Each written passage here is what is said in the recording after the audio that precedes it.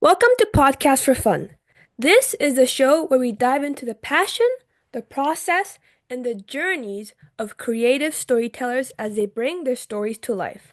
I'm your host, Sophia, and today we are joined by a talented filmmaker and stunt performer, Stefan Koepfer. Thank you so much for being here. Hey, thanks so much. I'm glad to be here with you. So, why don't we start with you telling us a little bit about your career? Sure. Like a lot of people in the film industry, we always have kind of a winding road how we get to where we are. But the short end of it is I always wanted to be in film ever since I was a kid. I Mhm. always thought I would be behind the camera, not in front of the camera.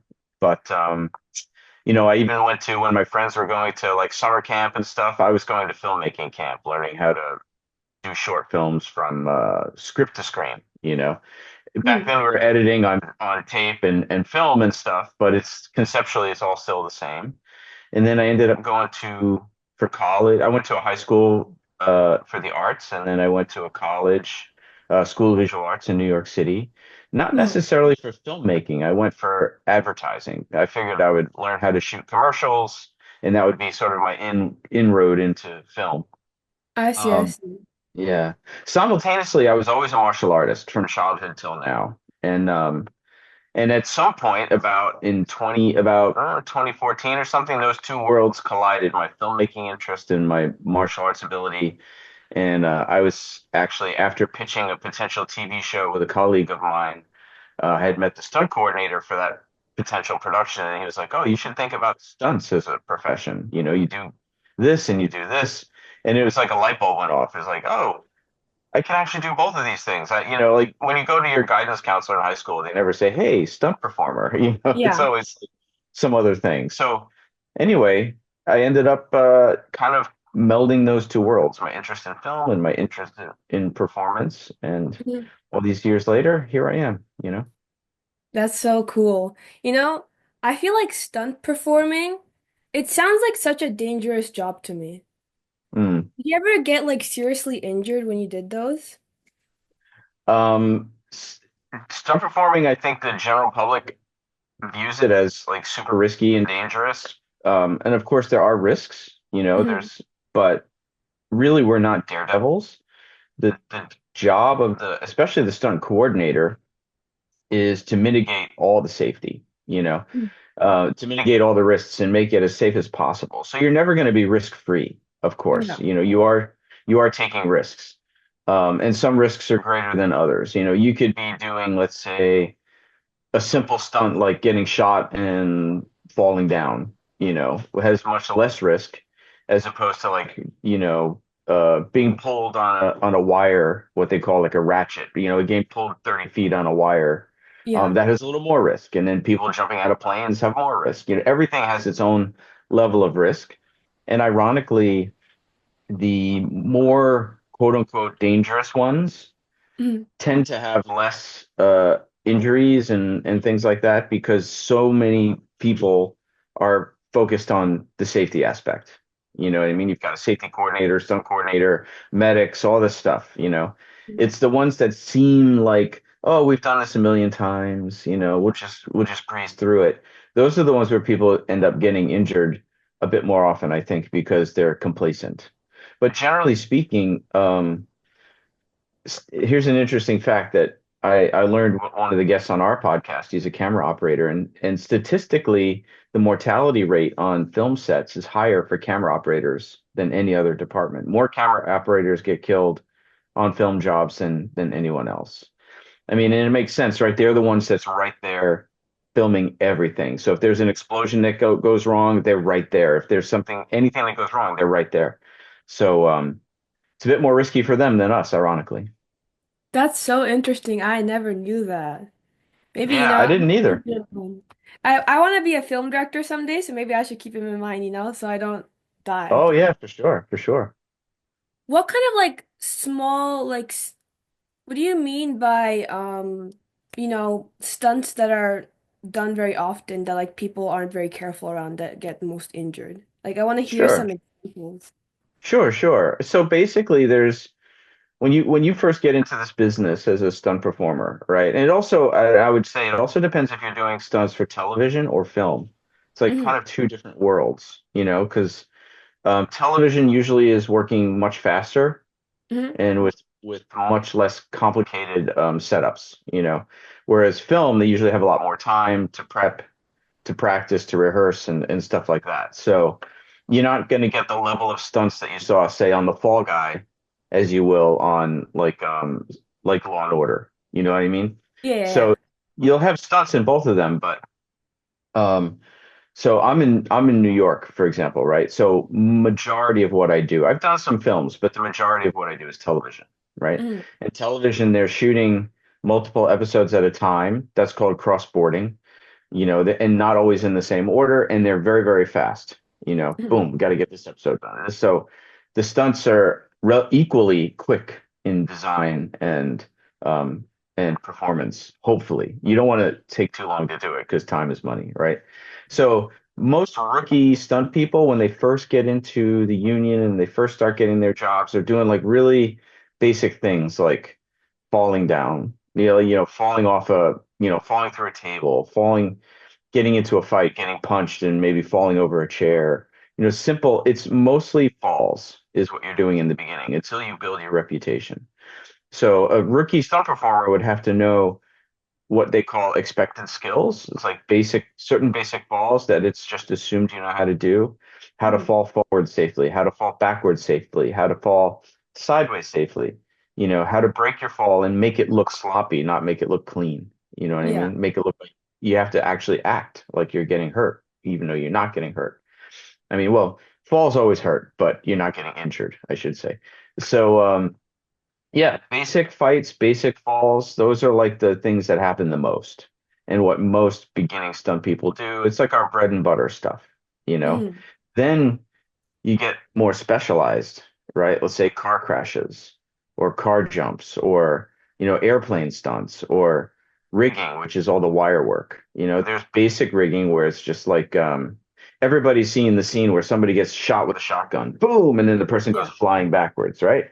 So called a hand pull or a ratchet pull. A hand pull, they're doing it by hand. A Hmm. ratchet, they're doing it with a piece of machinery that pulls the person back.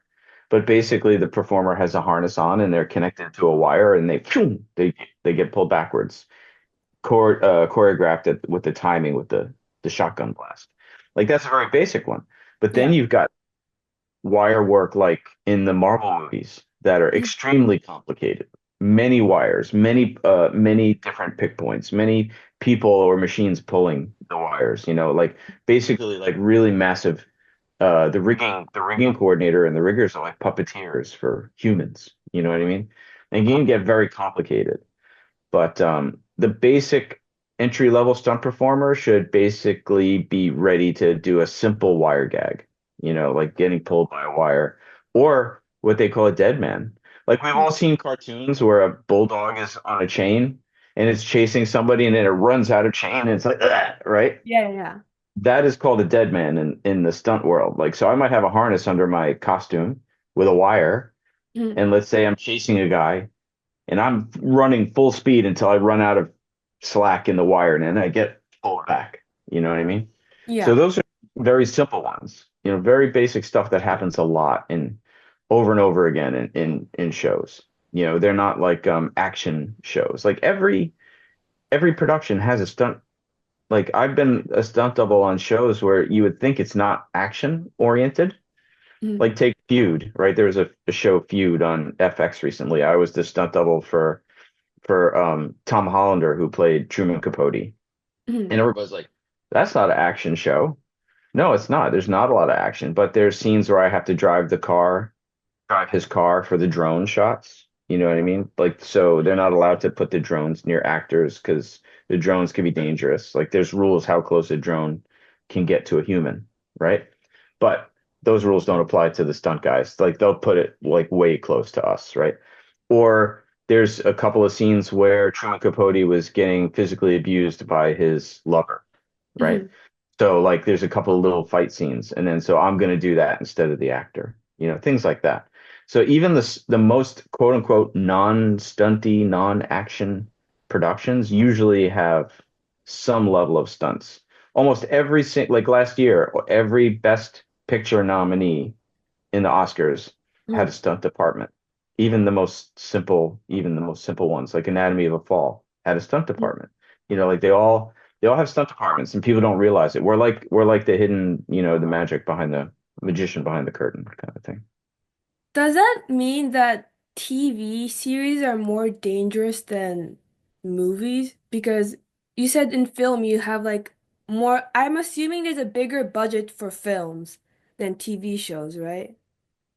Generally speaking, but these days with like streamers and stuff, they're putting a lot of money into series, and they'll shoot them all at once, like it was a big movie, for example, like an 8-hour movie. You know what I mean? They'll just do 8 1-hour sections.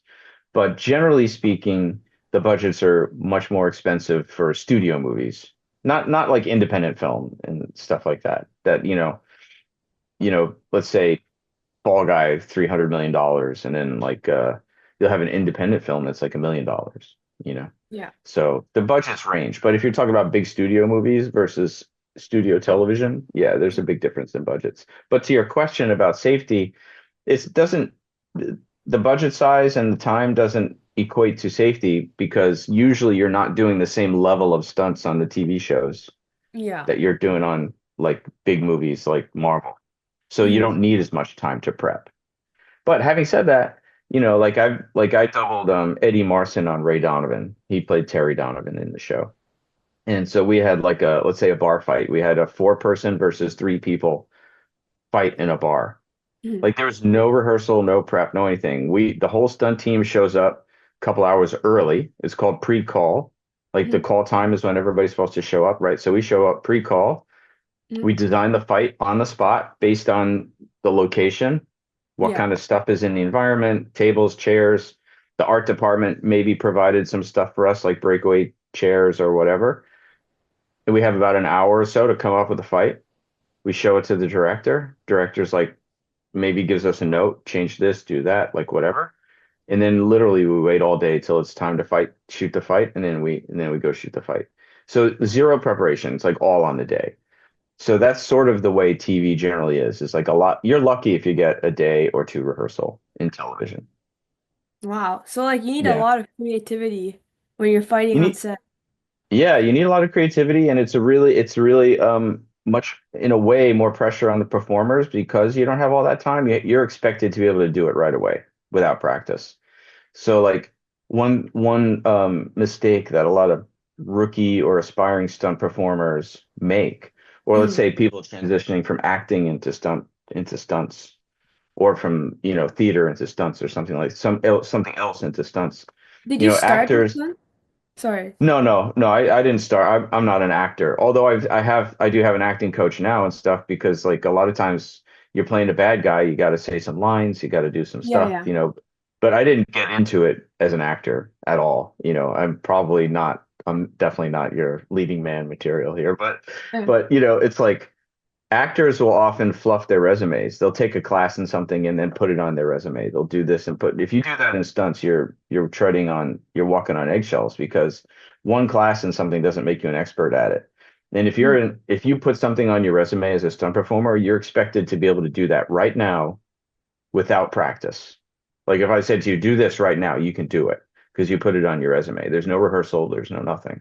So your resume has to be a really tight ship when you're a stunt performer in terms of your skill set that you tell people you have, you know. Like for me, I've done a lot of driving training, for example.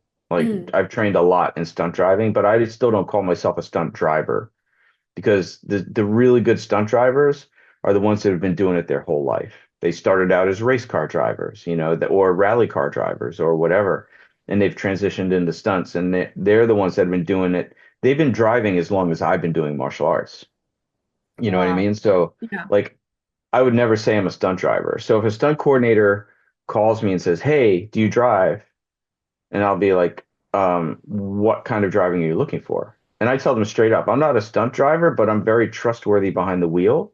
I can do Mhm. some basic things. You need to put the actor in the back seat. Like let's say I'm playing a cab driver. You need to put Robert De Niro in the back seat. You can trust me not to crash the car. you Mhm. know? Like I recently just worked on a movie that's not out yet where I had to do a what's called a near miss. It's not a big stunt, but I'm playing a cab driver and the lead of the movie is running across the street, not paying Mhm. attention, and I have to almost hit him, you know? And I have to get close enough to look like I almost hit him. And it's like a little choreography. He's running at this speed, I'm going at this speed. All right, let's make it look like I almost hit you. That's So so that's like risky. it's still a little nerve-wracking for sure. You don't if you Yeah. hit the actor, you're done. You, your career's over and the actor's probably injured. So it's like, you know, you're on the walkie-talkie and the stunt coordinator is the only notes he's giving you is like, don't hit the actor. Just don't hit the actor. You know. But so that would be like a quote unquote simple car stunt, right? Yeah. As opposed to like a car chase through traffic, with a crash that's like very complicated stuff that I would never even submit myself for because I'm not skilled enough to do that, you know. I feel like a lot of people's perception of stunts is like Jackie Chan and Tom Cruise. For Mhm. me, that's like my mental Sure. image. And that's why I feel like a lot of people see it as something dangerous because I'm pretty sure Jackie Chan has had like numerous life-threatening injuries because of the films he's made, right? 100%. He's broken so many bones, like who. But there's a difference between the Hong Kong stunt world and the sort of American, or let's just say European or Western stunt world, or whatever you want to call it. Like those Mhm. two film industries are very different. Um, in the Hong Kong stunt world, they literally don't pay the guys and gals anything. It's legit like, hey, who wants to get knocked out? Okay, will you do it for $50? Yeah. Okay, come on. And then they have a whole group of people waiting to do it again and again. It's not you know, culturally it's different. I mean, that's the way the stunt world was in the early days in the United States too. In the early days of film.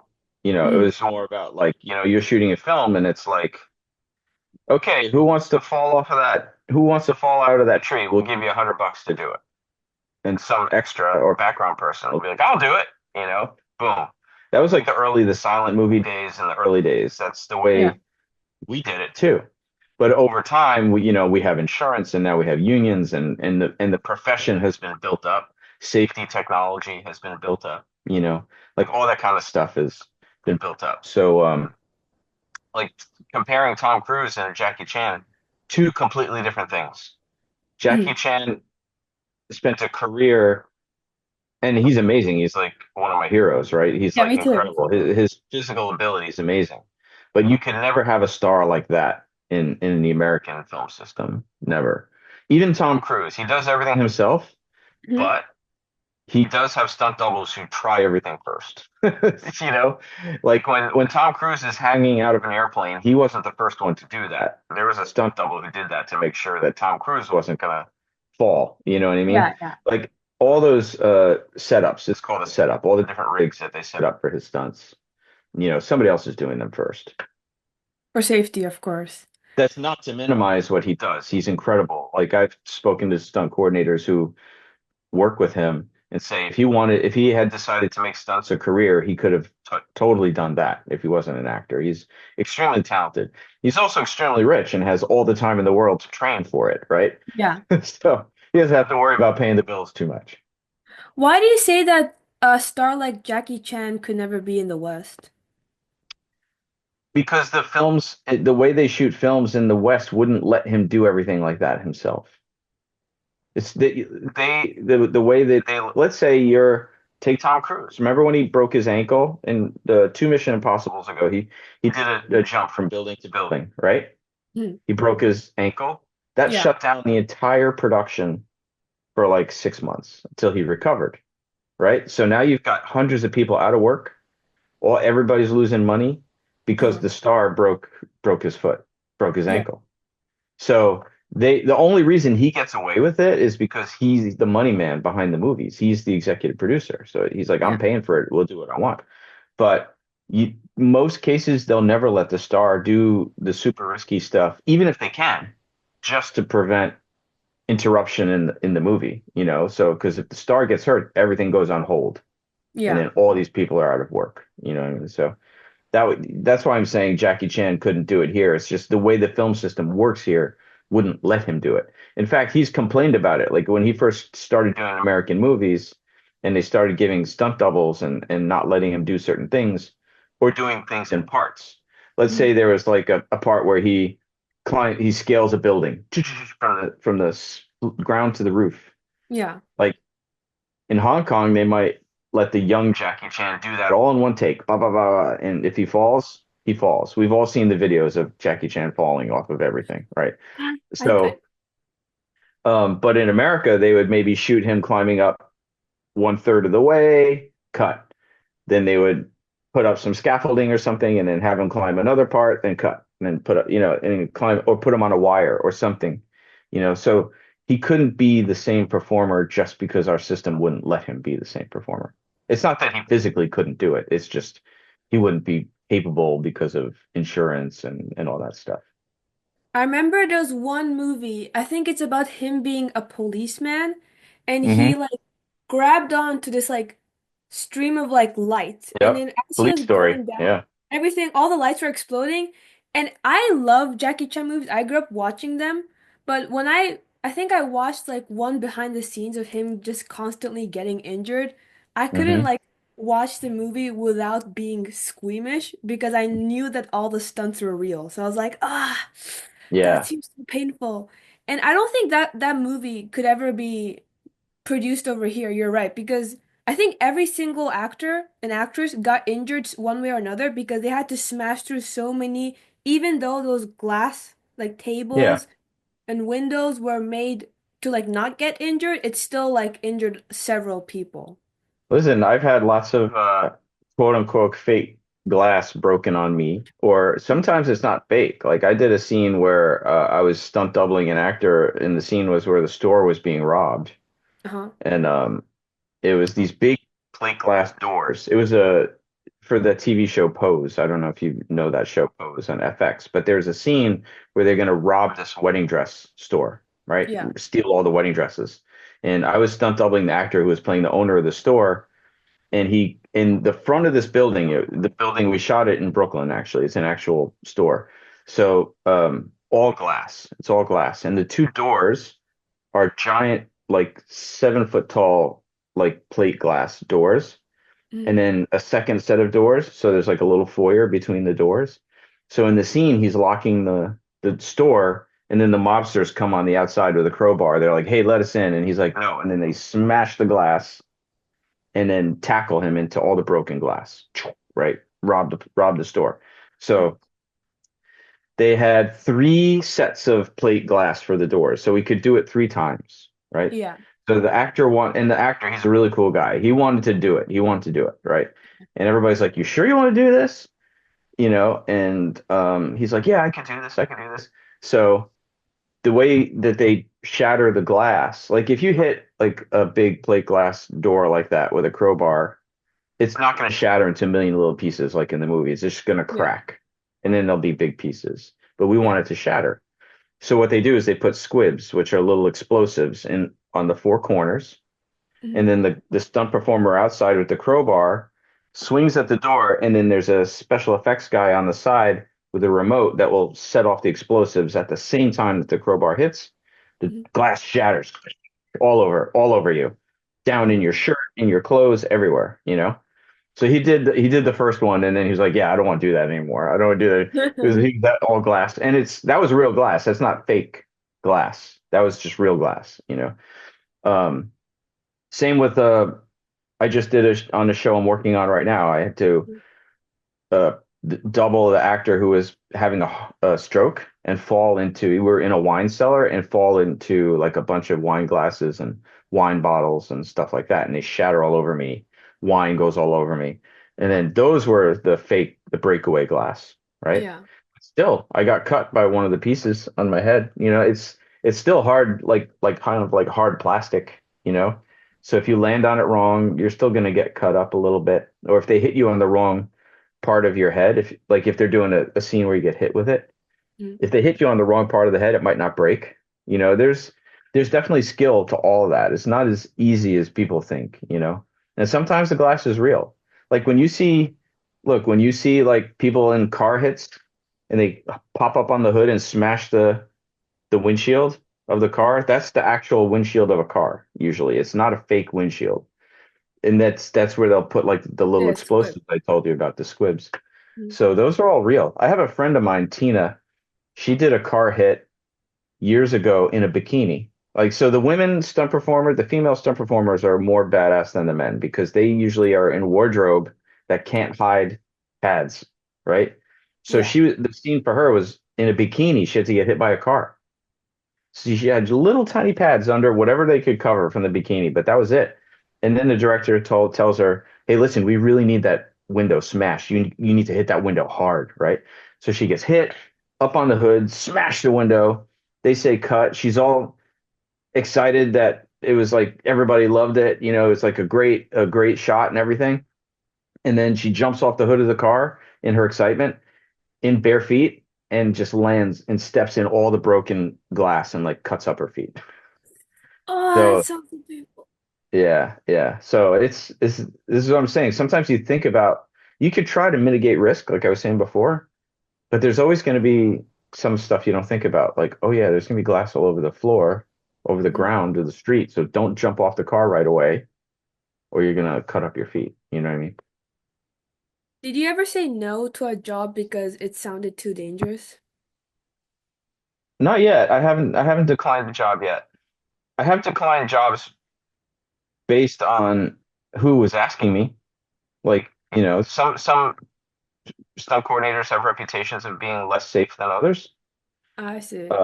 So very rarely, on one or two occasions, I was checked. It's called an availability check. They'll be like, "Hey, you available these days to work or whatever?" And Yeah, then I'll just say that I'm already booked. Like I see. I don't decline the job. I just say I'm already working on something else. Yeah, you don't go like, no, get the hell out of my. No, I'm kidding. You know? Like I'm not a 20 something hungry up and coming, you know what I mean? I'm like 56 years old. I don't mind turning down jobs at this point in my career. You know what I mean? That's Like if I was your age and trying to make it, maybe I would be more risky, you know? yeah. Like at 56, I don't feel like I need to get hit by cars or, like I've done my crazy stuff. Like I did like just recently on the show Blue Bloods, I fell down a flight of stairs, right? um, which is not necessary. It's easy because there's not a heck of, it's all gravity doing the work, but you have to Yeah. know how to protect your head and make it look sloppy and stuff. But those are the ones that you get beat up pretty good, you know? You physically get beat up pretty good. I don't do too many of those anymore. I like being behind the camera more than in front, but I'll still be in front of the camera. But So behind the camera, do you write your own scripts?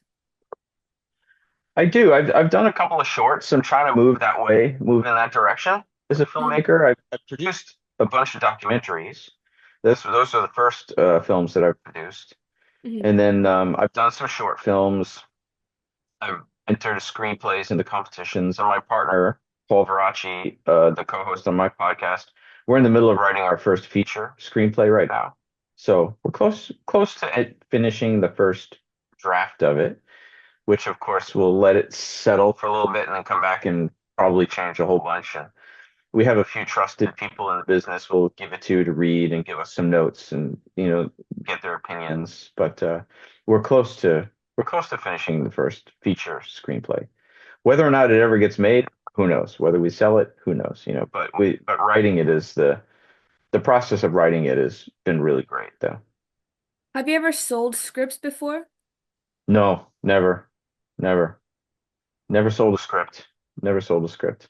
Yeah, You that's know, I didn't come up in the business as a writer, so this is uh all a sort of newer journey for me, the writer journey, you know. mhm. I mean, I've read more scripts than you can imagine, right? Being in the business, I've read tons of them. Mhm. And it got me interested in writing them eventually, you know. I when I think of myself as a filmmaker, and I think a lot of people are like this, Yeah. like stunts is not my end goal. You know what I mean? Stunts is like something that I love to do, and I really love the community. Like when I found the stunt community, I almost felt like I found like a very home, like almost like home. Like I Yeah. really love these people, But the bigger goal of telling stories and writing the stories and creating that whole aspect of it, working, collaborating with groups of, with the writers and the actors and the directors and the camera operators and the special effects people, everybody down to the wardrobe, even the person who fits you, like they all play a part in telling this story. Any one of these parts that's not working right, it affects everything. It's like we're this living organism, right? And the Yeah. director is sort of at the helm of all of that. If it's a movie, if Yeah. it's a TV show, it's the showrunner usually. The director in TV is less important than in film, but you've ever watched TV shows and you see different episodes are directed by different people. So it's like it's not like the director's story. They're usually coming in to tell part of the story. In Mhm. television, the showrunner is the one who wrote the story, who created the show, who came up with that. And so they're Yeah. the one at the top of the food chain. Oh, I didn't know that. Yeah, I yeah. always thought the directors were like, the mastermind behind all the stories. They are in the film. Well, I mean, they're not, maybe not even the story, not if they have a different writer. If you're directing something that you wrote, yeah, but maybe you're directing something that somebody else wrote, right? Mhm. So then it becomes a collaboration of telling that story. It's not only the director's story, it's sort of how the director envisions this story, right? Yeah. But they didn't come up with the story per se. But in television, definitely not. The director is not the top of the food chain. When you write scripts, what kind of stories do you like to write about? The few that I've written is stuff that I know. Like, and it's actually the same way I with the documentaries I've done. It's all topics that I know. So it's like the first script I wrote was a short action thing, and then the second short film that I did, which was like my my thesis film for this film certificate program I did at NYU. Hmm. I actually adapted a play, which was interesting unto itself because I didn't write it. It was a monologue written by a playwright, and I Hmm. adapted it to a short film, which is really interesting also because then that was written as a one-man play Yeah. on a stage, right? But then now putting it on film and I can have different locations, and how do you tell the same story differently? It's Hmm. kind of similar to the TV thing, where like the playwright might have been, or if a director didn't write it. So that was interesting, and it was challenging, very challenging, in some ways more challenging than writing your own thing from scratch. You know, Yeah. changing somebody else's work is always, I feel, more pressure and more responsibility to not make their original work, to not destroy it, basically, to Yeah, honor it. You know what I mean? I completely understand that because right now, the first script I wrote for my story was Hmm. completely me. Like I wrote it from my own brain, but now I have someone else writing the script and I kind of like revise it because I'll be at the end the one bringing the vision to life. But Yeah. whenever I'm looking over the script, I try to keep the fundamentals there Hmm. and keep the person who actually thought of the idea happy. So it's like a lot of back and forth because, I mean, for you, it was like a playwright of a monologue of, like a solo guy. But for me, it's like a person that like I have to meet face to face every time Sure. I'm giving back the script. So that's actually so interesting. Well, plus I'm friends with the playwright, so I didn't want to embarrass myself, Oh yeah, like yeah. so the monologue I actually discovered because I took an acting class with this person. Hmm. And we had to do monologues.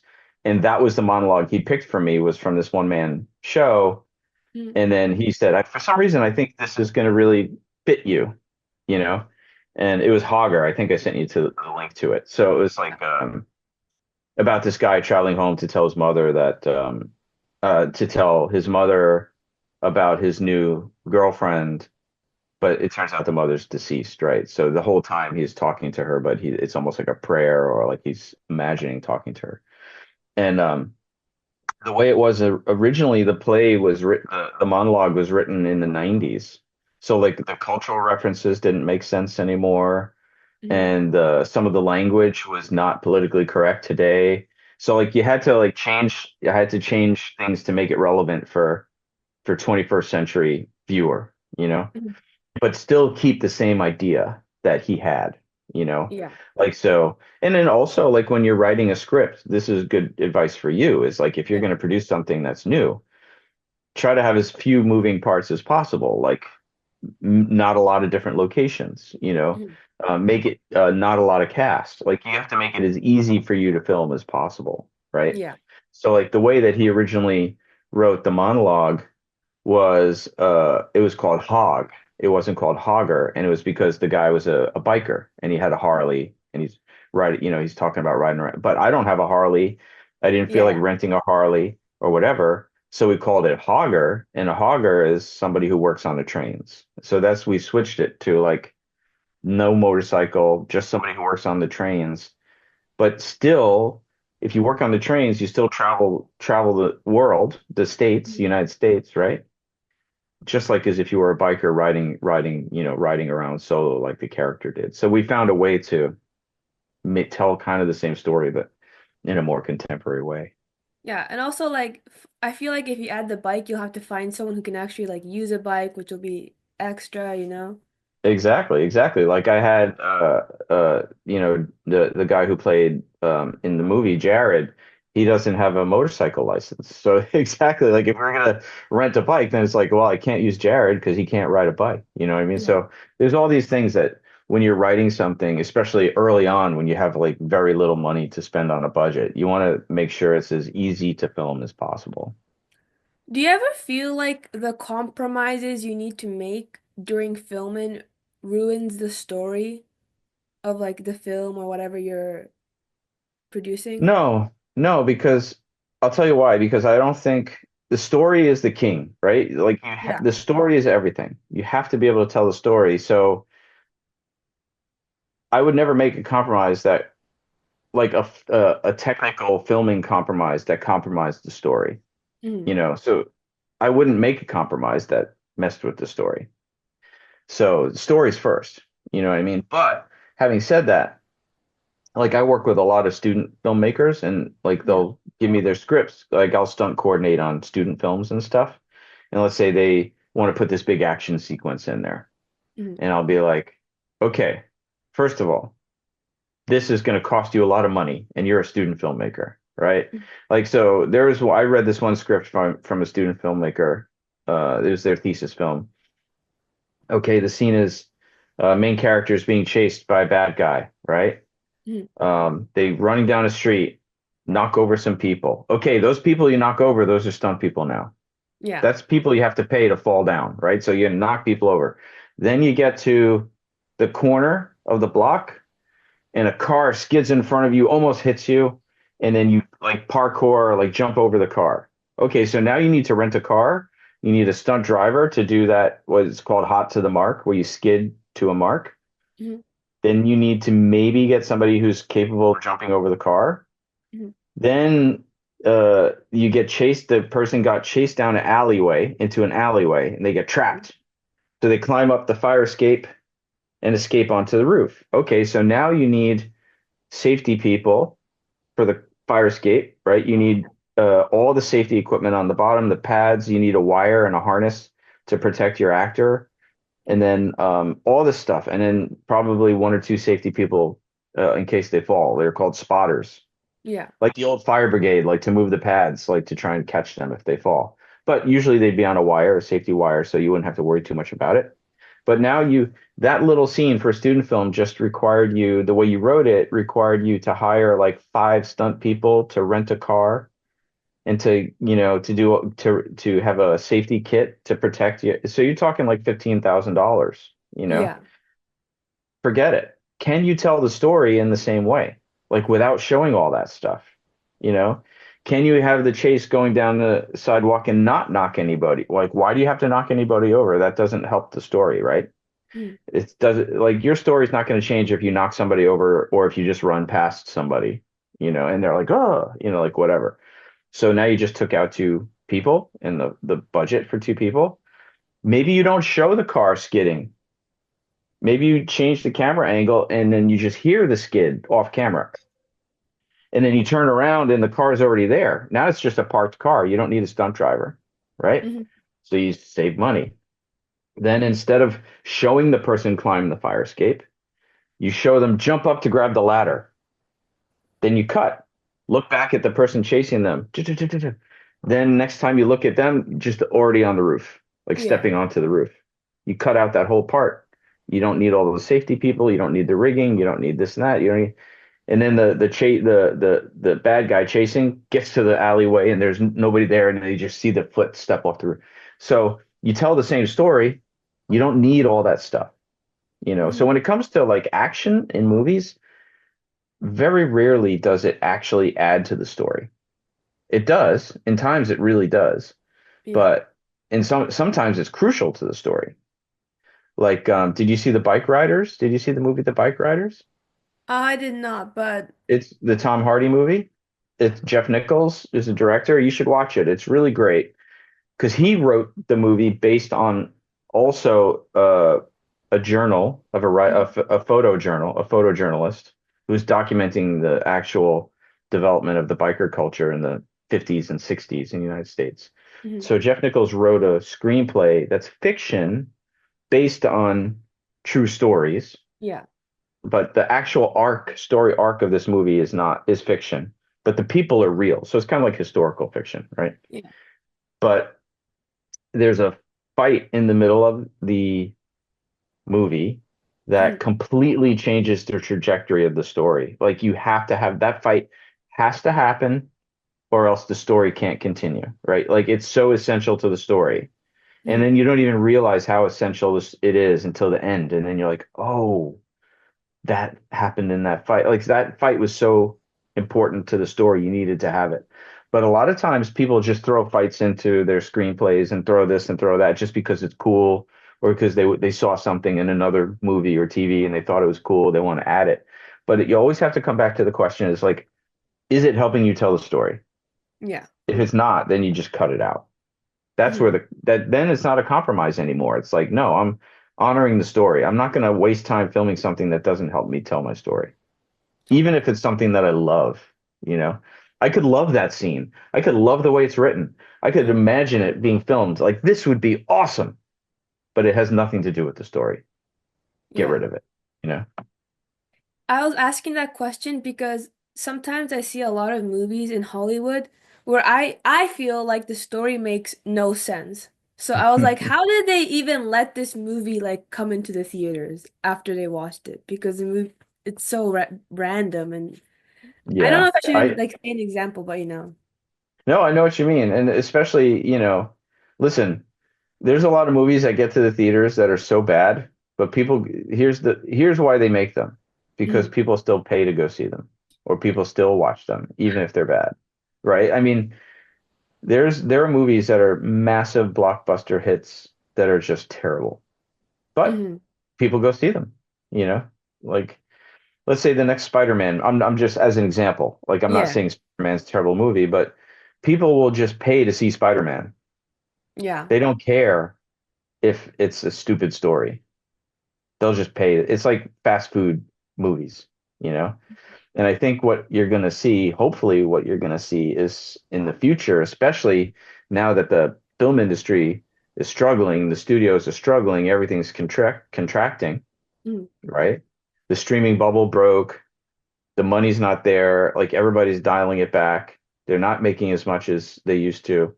Mhm. And you know, and then the movies, the big budget studio movies that are being made are just these franchise movies. You know what I Mhm. mean? Like Marvel, you know, DC, like whatever, comic book movies, Batman. I think you're going to see a renaissance of independent film coming back. You know, Yeah. people are just going to start because the one thing that's true is of all humans from the cave paintings till now is humans like to tell stories. Yes. They've been doing it forever. Mhm. So we will find a way to tell stories, even if it's not through the big budget studio films, you know. And there are some great independent movies coming out. Like there's a great movie out now called Day of the Fight that I would highly suggest people go see. I mean, it was like think like $1 million budget. It was like nothing, but it had big stars in it that were willing to devote their time to it. Mhm. It's about a guy who's a boxer coming to terms with uh, the errors of his life. You know, before his final fight, he's coming to terms with all the wrongs that he's done in his life, and he's trying to make amends with them. I don't want to give any spoilers, but there's a Yeah. reason why he's trying to make amends to all these people, to all these things. So, like the day before his big epic fight at Madison Square Garden, he's going around the neighborhood to all these people that he's screwed over in the past and trying to make amends, you know. And it's so good. It's so good. Like people need to see this movie. Is it It's in directed theaters by now? it's in theaters now, but like, you know, it's indie, so it's probably only in the big cities, you know what I mean? Yeah. But it's directed by Jack Houston, who's the grandson of John Houston and the niece of Angelica Houston, you know, from the great Houston family. Yeah. And for those, he's been in tons of stuff. He's been in, like, most people know him from Boardwalk Empire. He was Mhm. like the World War One soldier that had the prosthetic mask on because his face is damaged. And the star of the movie is Michael Pitt, who is also from Boardwalk Empire. So it's like a lot of the Boardwalk Empire people came together to support this independent film. And I think you're going to see, as the studio system starts to struggle more and more, you're going to see a lot more really great independent movies coming out.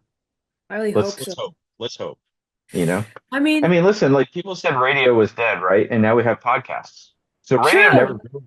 radio never really died. It just changed forms. Hmm. You know what I Yeah. mean? So I think filmmakers, if there's anything about us, is we just want to tell stories. We want to make movies. And Hmm. if we can't do it there, we're going to do it here, you know? And that's just the way it is. I mean, I feel like a lot of people want new things because, I mean, for example, Disney has been making so many sequels and so many remakes, but a lot of them are just not doing well or just not good, and they're losing a lot of money. And also, Hmm. I feel like lower budget movies will come out again because like it's really hard to make money when it costed like 500 million to make a movie. It's super hard because like getting like $1 billion for one movie is like an insane number. It's supposed to be Yeah. rare. But they keep Yeah. popping those out and expecting to make money and then fail and then they lose money. So Yeah. it's like a lose-lose situation. Well, and they got spoiled by COVID when everybody was forced to watch everything. Like we're just going to put it all in your house and we're going to stream everything, and everybody had nothing else to do but to watch stuff. Yeah. So it was like sort of a false sense of security, And then when that ended, and then the strikes, and then all the other things, and then the economy is doing not so great, and everything that combines into this tootsie roll of people just aren't going to watch stuff the way that they did. So I think people, like, everybody's worried about AI, right?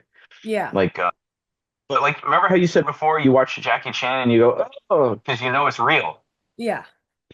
There's always going to be people who want stuff that's real. You know what I mean? Especially with action stuff and stunts.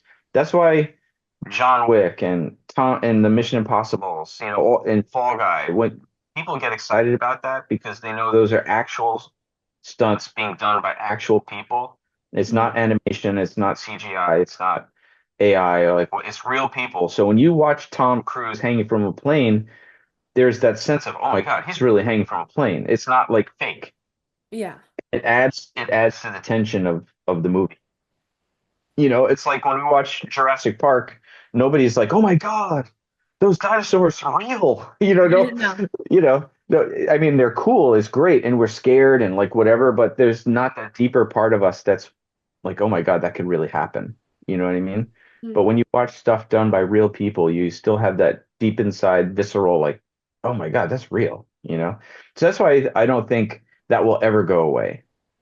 You'll have like mass market stuff where they do cheap, fast, AI driven things, but I think the real filmmakers there's always gonna be people that want to do it practical with real humans. Personally, I'm a sucker for 80s, 90s movies, like Hmm. Terminator. I do really like Jurassic Park, but I really love like James Cameron movies like Terminator and Terminator 2. Sure. Yeah, And yeah.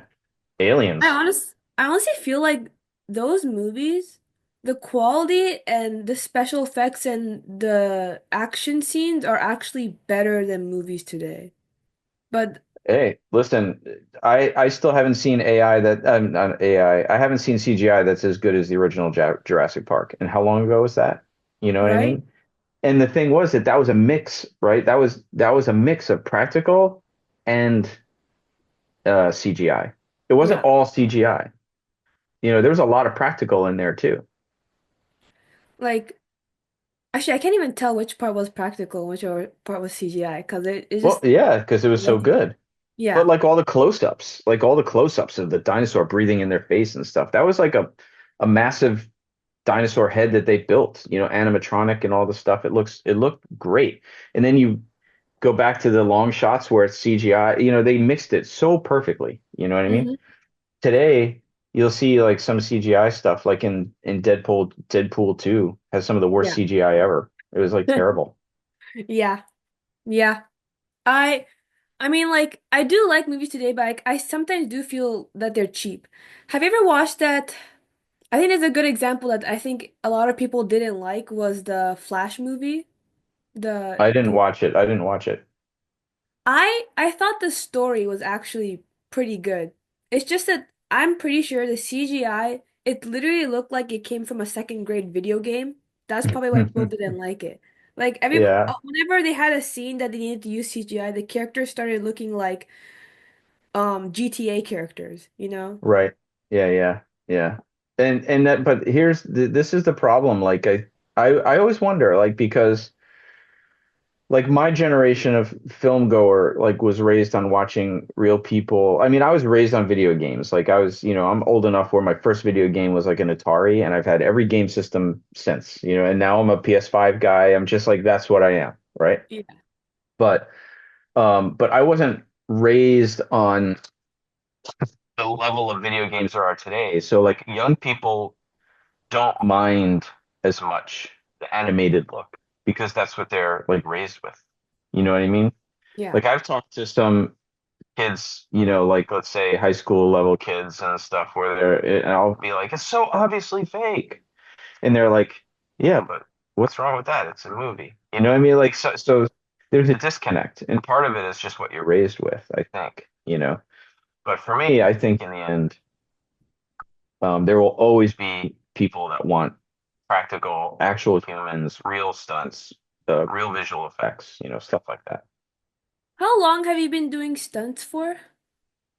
Stunts about 10 years, and then working professionally in the film and TV business. My first professional job was 2007.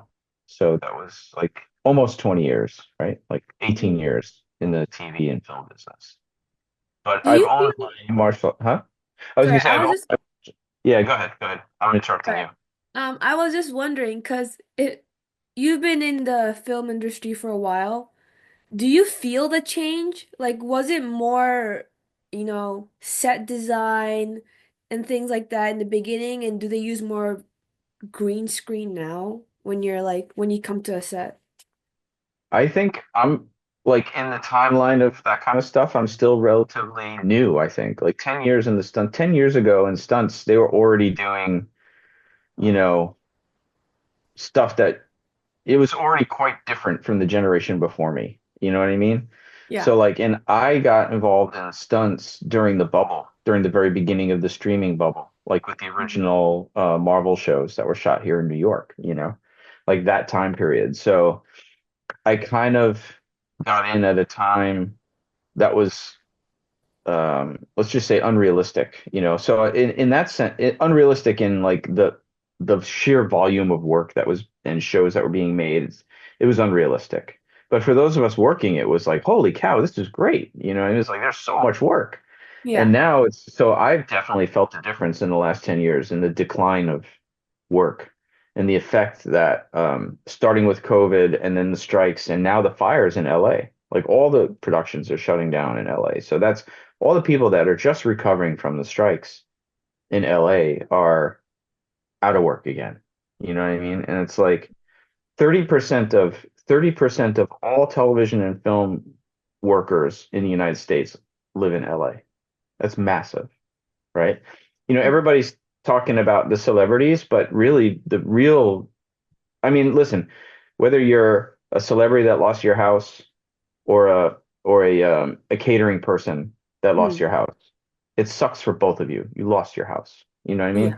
I think in terms of what's being told by the media is like these Oscar winners losing their houses, and they're not thinking about the makeup people and the special effects people and the stunt people. I have many friends and colleagues who are homeless right now. You know what I mean? Yeah. And then the industry is going to leave LA even faster than it was before because of these fires. So there's going to be a lot of people hurting really bad. So to your original question, is like I have definitely felt a change in the industry from 10 years ago to now, Mm. but in the stunt business. But I wasn't there to see the change on the other side. Like I joined when it was like the top of the mountain, and now it's Yeah. going down.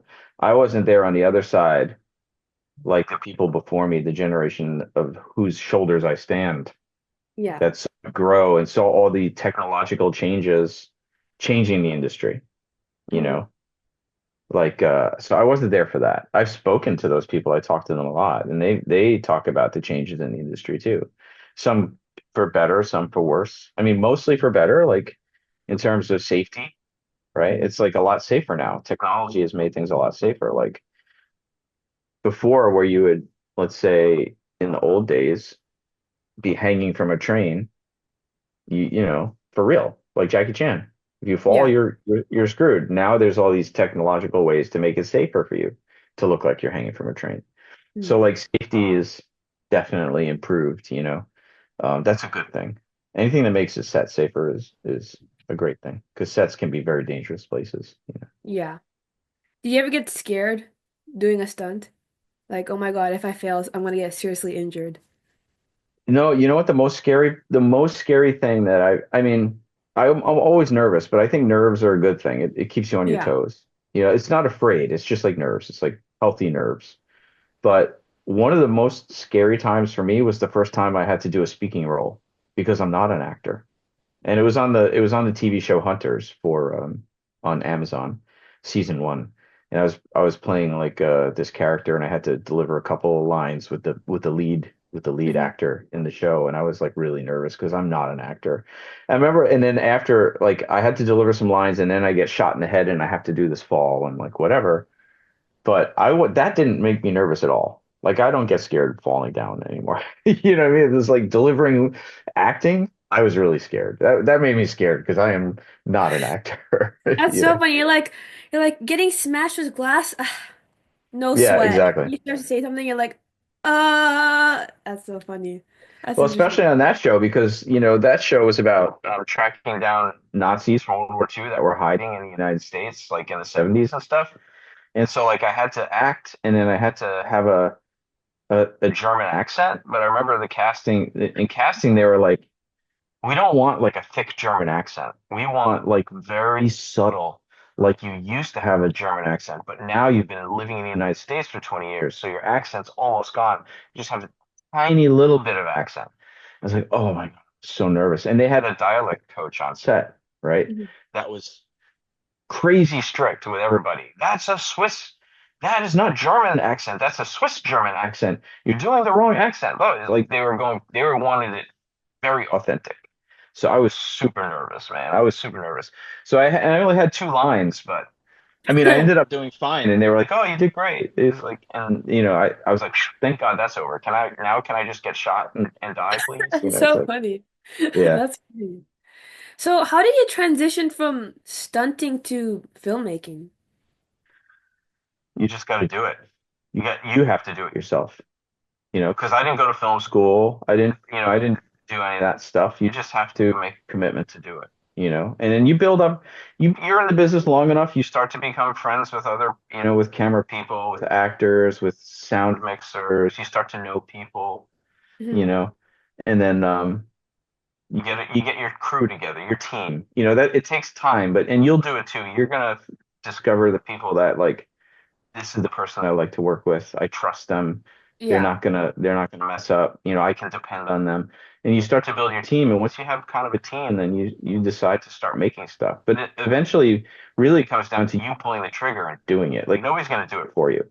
Yeah. You just have to make stuff, and it has to be bad. Like you have to make stuff, and you have to make bad stuff because everybody's going to make bad stuff. Yeah. And when you make bad stuff, you learn how to make better stuff. And then you make the next better, and then you learn how to be even better. And then you have to just have a thick skin and let people tell you their honest truth. Like when people will give me like stuff and say, "Hey, will you watch my short film and give me notes?"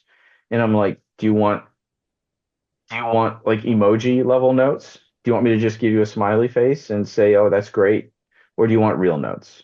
Yeah. Do you really want me to?" And it's not personal, but do you want the my real honest opinion, some people don't want it. Some people don't want, they're too fragile. They don't want it, Yeah. you know. But you just have to do it. In the end, you want to be a filmmaker, you have to start making films, right? You just have to do it. Nobody's going to do it for you. That is like one of my weakness. I feel like I have like a strong pride in my creativity, but I also want feedback. Yeah. So sometimes, well, actually every time, whenever I write a script or something, I show it to my family first. Hmm. Um, and I can feel it in my bones that I'm like getting, I don't know how to say it. I'm not getting offended, but I feel a little insulted when they criticize me, right? But I also know at the same time, like, no, this is what I wanted. If I get mad now, they're never gonna tell me what I actually need to fix, you know? Listen, imagine you have your first film and you're sitting in a theater at a film festival and you're all excited to see how a real audience responds to it, and nobody laughs at the funny parts and nobody screams at the scary parts. And then you're like, "Oh my God, they're not getting it." And Hmm. your self-esteem is just like, is this business is tough on the self-esteem for Hmm. sure. There's a lot of rejection, right? There's a lot of failure before you have success. And you just have to know that in any part of the industry, whether you're a writer or a director or a stunt performer, actor, it doesn't matter. You're gonna have a lot of failure first. Yeah. So you just have to kind of suck it up and take it, because that that's part of the process. It's going to make you better. Hmm. I mean, I always say that, like, well, I always tell myself the best way to improve is by just doing it, you know? Hmm. Yeah, it's true. 100% true. You just got to do it. There's another great podcast out there, filmmaking podcast called Just Shoot It. Just It's shoot it. Just Shoot It. It's a great podcast. I would definitely put it on your list of podcasts to listen to. Yes, I Um, will. but the name of the show, Just Shoot It. That's what it's all about. You just got to go do it. You know what Hmm. I mean? No excuses. I mean, everybody today has the technology on their phone to make a film. Yeah. It's not like when I was a kid, you had to have a Super 8 camera or a VHS, but if you're doing it on film, you had to get it developed and, like all this stuff, it was not easily, you had to spend money to get a camera. It was just so much more difficult, right? You needed a projector. You needed somewhere to project it. It's like all this kind of stuff. Now it's like just on low level phones, you could make a basic movie, you know? Yeah. Is it different being the one behind the camera and being the stuntman? I mean, it is, Um, but yeah, it's totally different, but it's a different kind of pressure, right? Like if it's your movie, there's a pressure I feel like to the team, to the crew, to everybody to do a good job, yeah. like a professor, not to screw this up. Like especially in the beginning of your career, when people might be working for you for free, or donating their time and donating their equipment and donating their services or their acting or whatever, and there you just feel a responsibility to that they're not wasting their time. You know. Yeah. On the flip side, like when you're doing a performance, there's a real sense of like on camera, there's a real sense of responsibility to getting it right for them. You Mhm. feel like you're part of the team. Like I read like a lot of times, like you'll do like I was just on an episode of Dead City, The Walking Dead. It's not out yet, but there's a scene where I had to get killed by a zombie, right? There's an action that I have to do, and I only had to do it twice, but I felt like I could do it so much better. But the director was happy with it. He's like, okay, good, let's move on. And I was like, Yeah. can we do it again? I think I could do it better, but Yeah. if they're happy with it, that's fine. But you know, there's just a sense of responsibility to doing a good job. If you don't feel that sense of responsibility, then you shouldn't be in the business, honestly. Yeah. It's like a creative conflict, right? Hmm. Yeah. Yeah, yeah. So Yeah, when 100%. you create your film, I remember it said you were like cooperating with other people. Do you Hmm. cooperate together to write a script, or is it just like you're Well, the yeah. I mean, the one I'm writing now, I'm co-writing it with my partner. And Mhm. then so we have a standing appointment every Tuesday. We Yeah. write every Tuesday. And we have a goal. We don't care how long it takes to finish the script, but we have a goal. We must finish a scene a week. That's Mhm. it. Even if it's like totally like poop, it's like terrible, but we got to Yeah. finish it. We can always go back and fix it, but we got to finish a scene a week. And so every Tuesday we get together and write. It's like you can't you just have to do it, Mhm. So you have to commit to it. Um, on when I did that short film that I adapted from the play, that was just yeah, I have to commit to myself to do it. Like I didn't consult with the playwright. I just did it and hoped that he would be happy with it. But I did feel that responsibility to honor his story, his original story. Yeah. Yeah. When you write a script with your partner, do you get Hmm. creative like conflicts? Like, oh, this should happen. No, this should happen. Or like, I Yeah, don't like yeah, how you write characters right here, you know?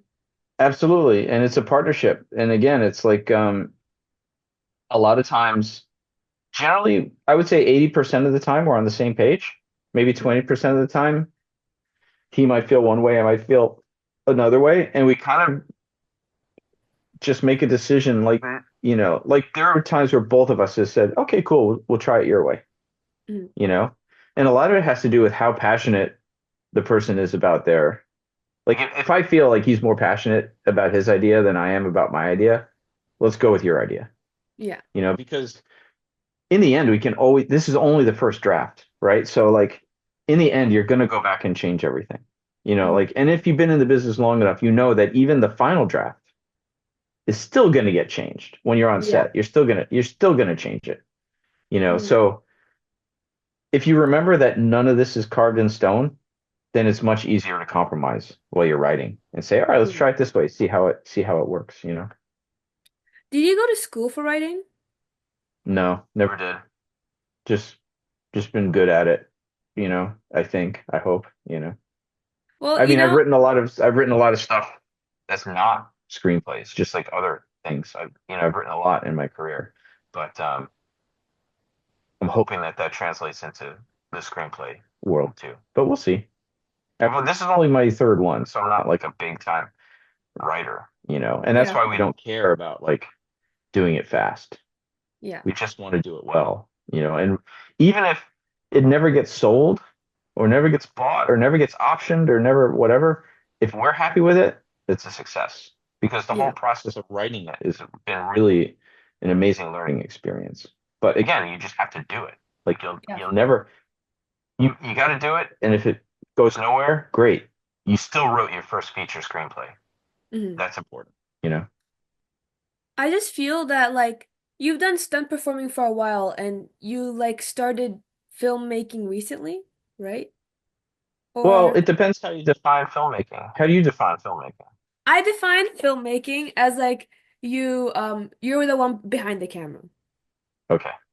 So in that sense, I would say, yeah, I started recently, but a lot of people define filmmaking as one who makes films, and that could be anybody. Yeah. Like the camera operator is a filmmaker, the director is Yeah. a filmmaker, the special effects person is a filmmaker, you know?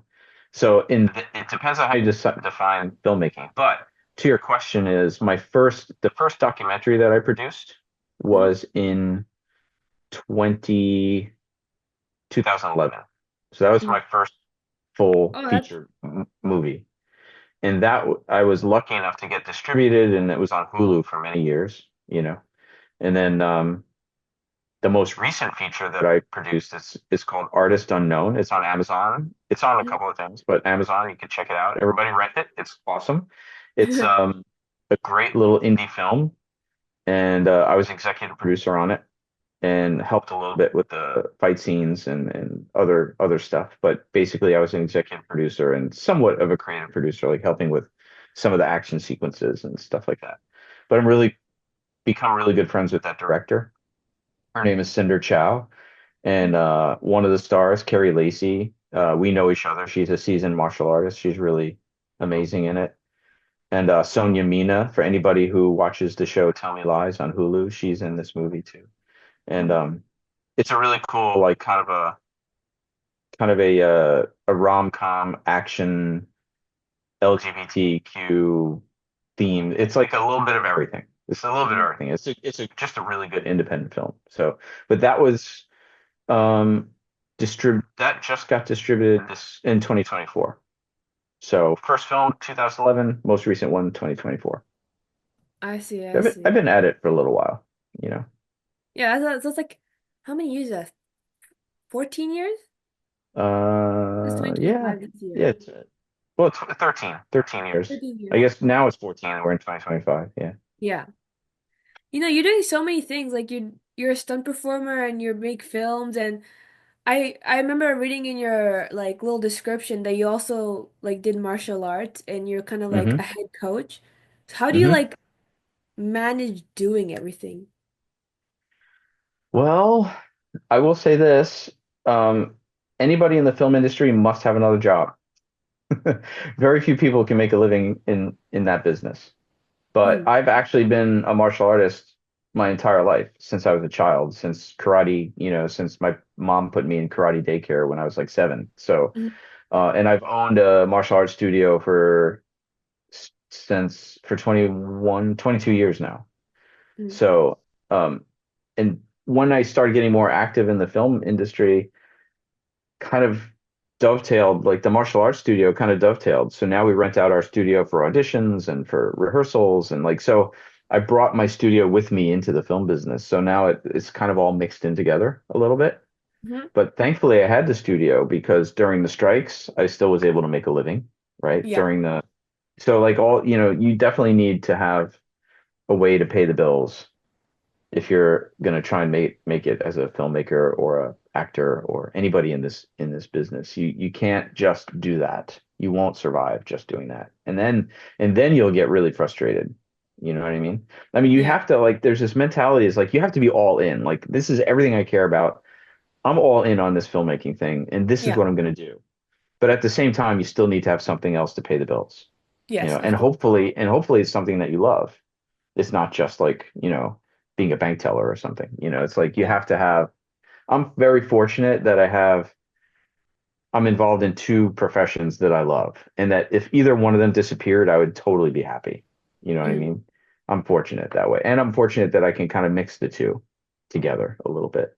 So, So you said that you wanted to be a filmmaker when you were younger, right? hmm hmm What was like the inspiration? What kind of movies did you watch when you were younger?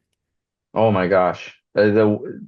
Basically, like probably the most influential movies of my youth were, of course, like Star Wars. Like I Yeah. was 9 years old when Star Wars came out, and that just was like, wow. But I would say even more than that was Raiders of the Lost Ark, the first one, Oh and yeah. then American Werewolf in London, which was the first movie to get an Oscar for special effects, for makeup effects. Mhm. If you haven't seen that, you should definitely see that. It's amazing. You can see behind me, this is my American Werewolf in London stuff. Oh my Like God. I'm such a nerd. Wow. Toys.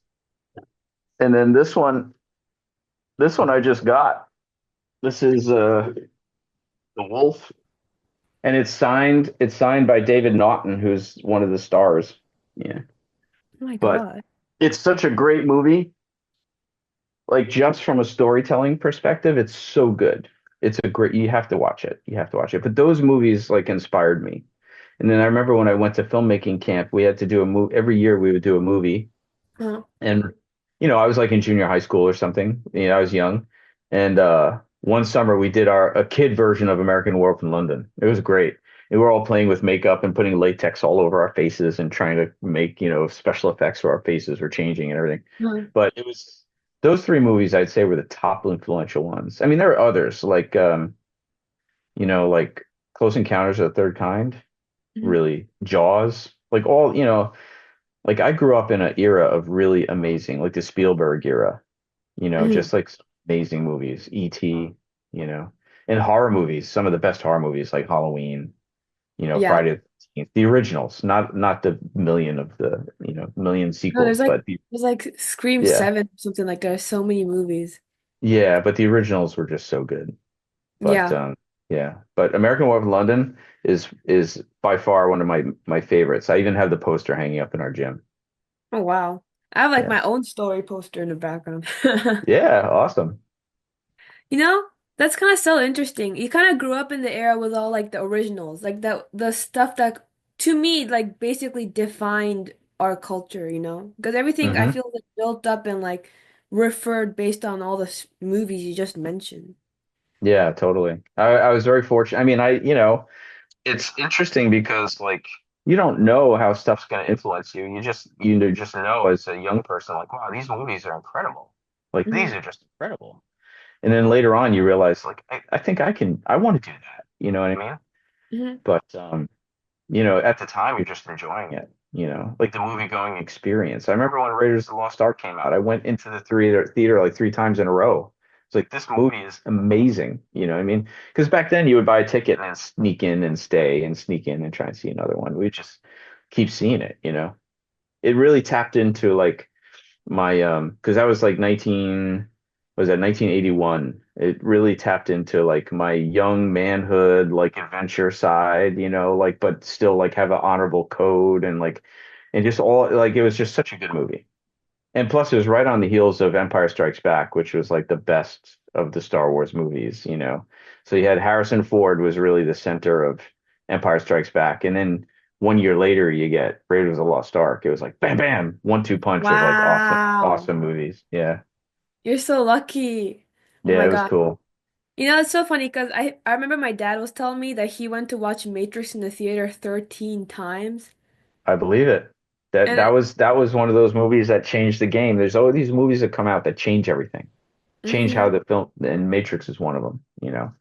John Wick is a more recent one. When John Wick came out, all of a sudden fight scenes were different. And every movie after every TV show, every movie after John Wick, everybody's trying to be like John Wick. Right? Yeah. After The Matrix, that was the first time Hong Kong style wire work and fight stuff came to an American movie.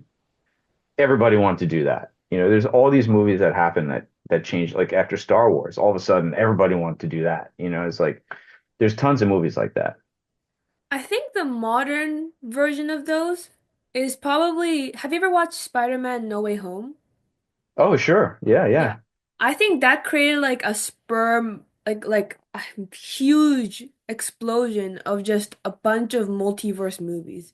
Because I Hmm. just every time I went to the theater, it was like the fifth multiverse movie. And I Oh, was I like, oh know. my God, this again. And I know the then multiverse is the thing. It's the flavor of the month for sure.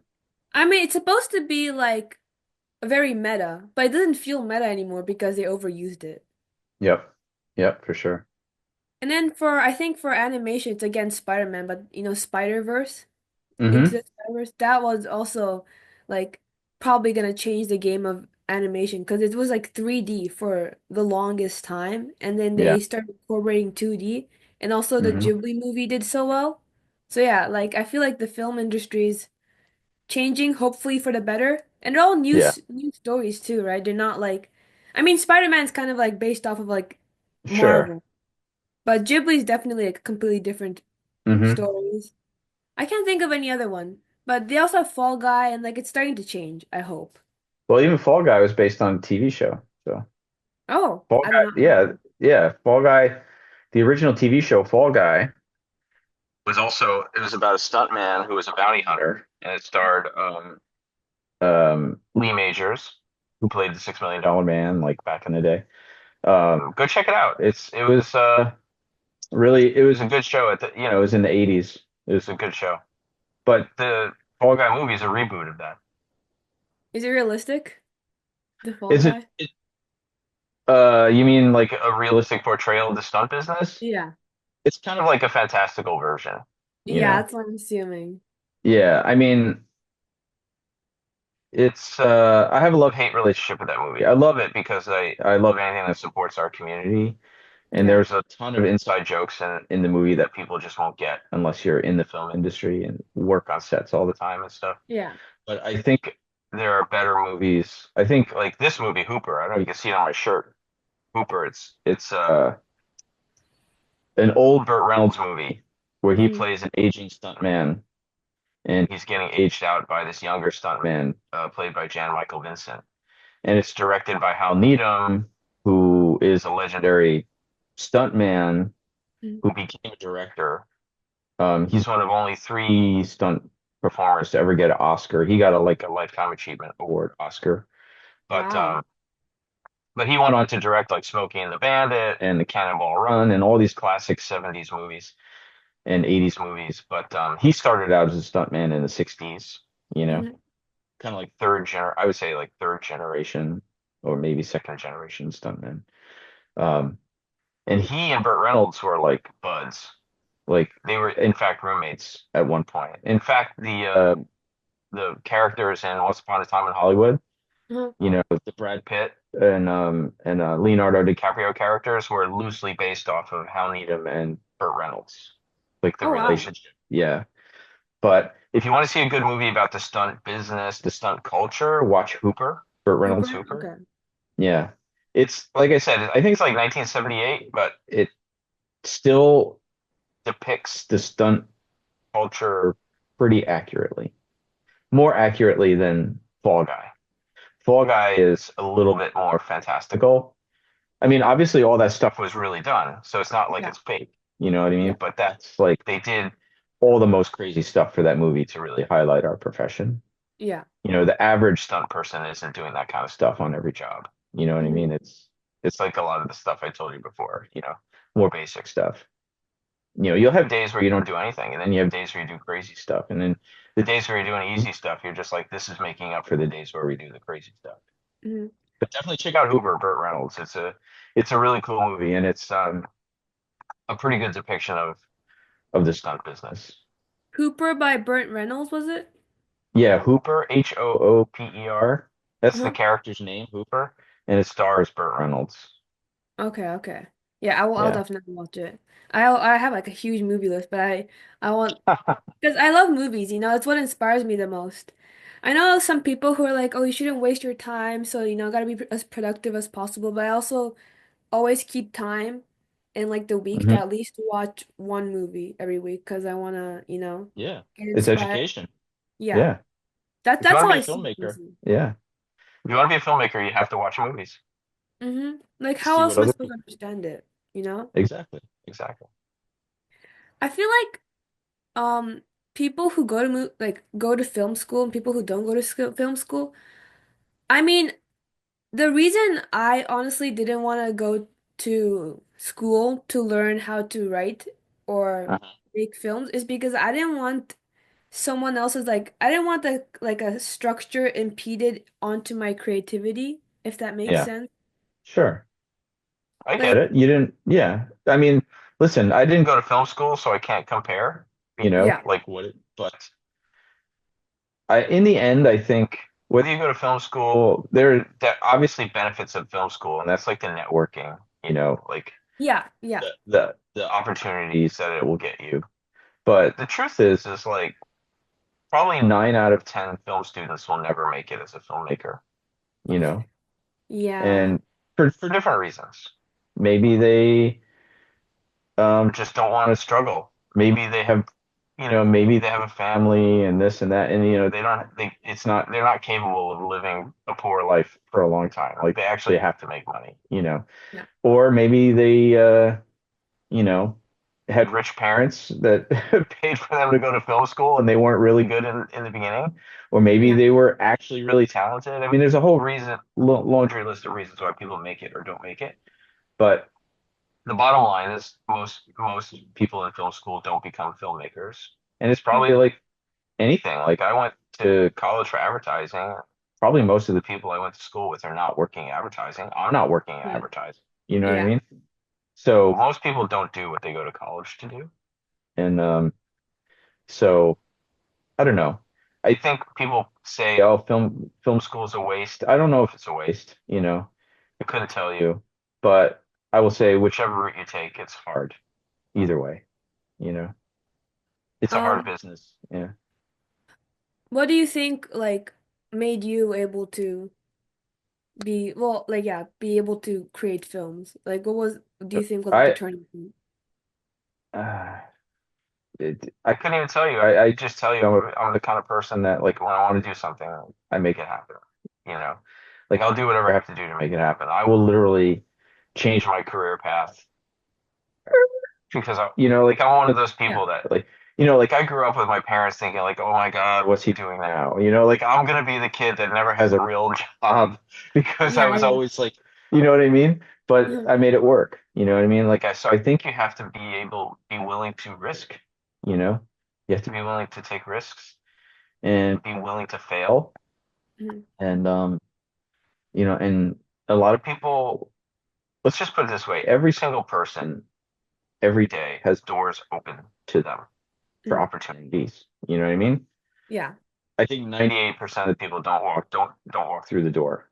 Like there's a Yeah. lot of people out there who are thinking like that they had an opportunity and they decided not to do it for whatever reason. And then the rest of their life they're like, man, I probably should have done that. You know what I mean? But I'm the kind of person that's like if an opportunity comes to me, I'll be like, screw it. I'm gonna do it. I'm just gonna go through the door, see what happens. And I think that's the mentality you have to have. Like you can't be reckless, you can't Yeah. like, just be like, throw everything else, throw survival to the wind. I don't care about my bills or whatever. You can't be reckless, but you do have to kind of if the universe puts something in front of you in your path, you should just do it. See what Yes. happens. You know what I mean? But I mean, I also think we're a little lucky because you and I both know that we both like want to be filmmakers, right? A lot of Mm-hmm. people Mm-hmm. have no idea what they want. That's why even if there's an opportunity in front of them, they just think like, should I do this? Do I want to do this? I don't know. And then they just let it pass by them. Yeah, no, it's true. And this is what I would say to them. If there's a part of your brain that's wondering, then you probably want to try. Yes. You know what I mean? Like if you're sitting there thinking to yourself, should I do this? And you never try, you'll never get the answer. Should you do it? Like Yeah. let's say you try and you decide, oh, this is terrible. Then I shouldn't. Then I don't want to do it. But you Yes. try and then you love it. Then you're like, yeah, I should have done it. That was good. So we always are going to question whether or not we should or shouldn't do something. But you could question all day. If you don't Mhm. actually take action, you'll never know the answer. Truly, you'll never know the answer. You just have to do it. You have to take the leap. I'd rather do it now than regret it later. Like I'd rather try to do something and then be like, at least I tried to do it instead of later on, like 50 years in the future, I'm like, oh my God, I never Uh-huh. even tried to do it. Yeah, exactly. Like I don't want What's to the be worst? someone. What's the worst that could happen? It doesn't work out, and then you go back to doing whatever you're doing. That's fine. I feel like people have to live with like a goal in their life, something to move forward to. Without Mm-hmm. it, a lot of people I know are very, very aimless. So I'm not sure because I don't consider myself an aimless person, so I'm not sure like what that's like. But Uh-huh. I think at least people should try to find something they want to do or figure it Yeah. out by Yeah. trying I or mean, just yeah. Easier said than done, but I agree. Of course. Yeah. Yeah, yeah. I agree, man. Listen, life is easier when you have a goal, you know, hmm then because So, there's something to strive for. Stefan, what is one advice you'd give to aspiring filmmakers watching this video right now? I would say if you're watching this video and you are trying to become a filmmaker, then just start making films. Like it sounds simple, but just start making them with your friends, with anybody. Like we talked about before. Yeah. Everybody with this thing, we all have one of these, you know? hmm You can make movies, you know? And you don't need to spend tons of bucks on technology. There's ton you all you need is a cell phone, you know. So start making movies. If you want to make movies, start making movies. That's my advice. Don't wait. Just do it. And it's so great today because like you can literally build an audience on like any of social media. Like a lot of people post their own like little skits on YouTube and they get like a whole career out of it, you know? So, Yeah. That's what I'm saying. It's so much easier today to get your stuff seen, you know, mhm, and also to get like feedback. Okay, well that piece of content didn't go over very well. Oh, that mhm, one people really liked, and then you can start to see what works and what doesn't work, you mhm, know. But I mean, if you know, you just do it. I mean, that's the only way that you're going to do it is to just start doing it. You can't sit around and wonder, should I do this? No, just start doing it, you know. And then if you really are into it, it'll become like a drug. You'll just want to do it again and do it again, and do it again, and you keep making stuff, you know. Making stuff is fun. yeah, I mean it's so satisfying when you see your own work like finished. I always like reread my comic like 50 times. I'm like, "Oh my God, I can't believe I wrote this. It came Uh-huh. to life. This is so cool." You know? Well, it's like this podcast, right? Like you could have Yeah. sat around all day deciding, oh, maybe should I do a podcast? Yeah, no, you just do it. You just do it. What's the worst that could happen? Nobody ever sees this. If even if nobody ever sees this, we had a great conversation, Exactly. right? I learned so much. This is like I love learning about people. I actually was talking to my dad was actually the one who suggested me that like, you know, Sophia, you're pretty good at talking to people, so why don't you try, you know, starting a podcast?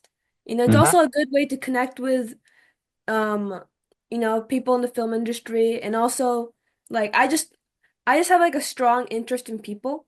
A lot of Hmm. stories I write, like I'd say I don't know any character who isn't based off of someone that I know because I always Yeah. base it off of someone I know, and that's why I'm good at writing characters. So, Hey, listen, and it's totally okay to do this for selfish reasons. Like Paul, my partner, and I, our podcast, like we love doing it, but part of it is for the same exact reason you just said. We're networking, we're meeting people, we're putting ourselves out there. People will yeah. learn who we are, what we do. We meet people, we have these great conversations. It's almost like creating our own film school, right? Yes. Yeah. So there's nothing wrong with it. It can be mutually beneficial. You could be totally beneficial to your viewers and totally beneficial to you too. You know, there's nothing wrong with that. That's the best way, you know? Hmm. Like what's the point if you're not helping each other out? Or Exactly. yeah. So, I guess one last question I'll ask is Sure. where can our viewers find you? Me personally, you can find me basically everywhere as Sambo Steve, SAMBOSTEVE, on Instagram, on Reddit, you name it. Everywhere. Just look for Sambo Steve, you'll find me.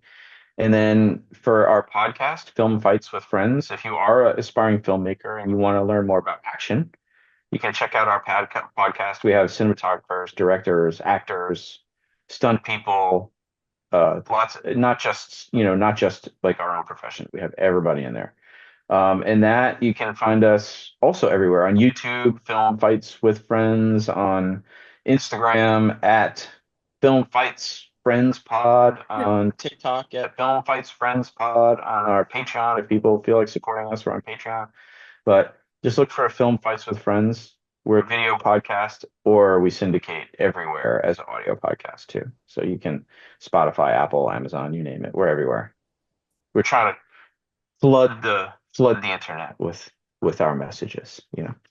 I do the same thing. It's so funny that you said that because like I post everywhere too. I like You try have to to. I know because like that's the only way you can honestly get engagement, right? And like an That's how audience. I found you. That's how you found me, right? So Yeah, that's the way it exactly. works. Yeah. You know, I posted everywhere like, does anyone want to get on my podcast? And then now you're here. But the difference was you were professional about it. Some people just post like, "Hey, I need guests." I'm like, "Well, yeah, and what kind of show is it? What kind of guest do you need?" Well, you were very descriptive, which is what made me feel like I could answer you confidently because you seemed like you knew what you were doing. Mhm. Other people will post like, "Oh, I need guests" or whatever, and I'm like, if you handle your podcast the way you handle your marketing and your promotions, then I don't really want to be on your show, you know? Yeah. I mean, I had I had to prepare for like a month. I think I had to create forms, the Hmm. ones that you filled out, and I had Yep. to create a setup. So I bought a stand, I bought a mic, and I bought a camera. I mean, I don't have like an abundance of money, so I just like tried to Sure. find like cheapest, most useful, doable camera. And There you then go. I Yeah. stole it came from actually the idea also came from my sister's ring light. She had a ring light. So I Oh, was there like, you go. Yeah. can I use this? So yeah. Well, don't forget me when you're the big famous podcaster, okay? Well, don't forget me when you become like a famous filmmaker. So That's it. Well, I'll be back on your show. yes, definitely. This was a great conversation. If you have like anything you wanna ask, honestly, if you wanna talk again, I can send you the link and you can join anytime. Yeah, we'll So do it. We'll do it again. Maybe when I have something to promote, I'll come back on. yes. So that's a wrap for today's episode. Thank you so much, Stefan, for joining us today and giving us all the insights of your journey as a stunt performer and as a filmmaker. Yeah, I'm glad to be here. Thanks for having me again. It was great. So, to our listeners, thank you for tuning in. If you enjoyed this episode, please don't forget to like, subscribe, and share it with fellow storytelling enthusiasts. And if you have any questions or topics you'd like me to explore, you can drop them in the comments or connect with me on social media. Anywhere I'm Podcast for Fun. Until next time, keep creating, keep dreaming, and we'll see you on the next episode of Podcast for Fun. Adios.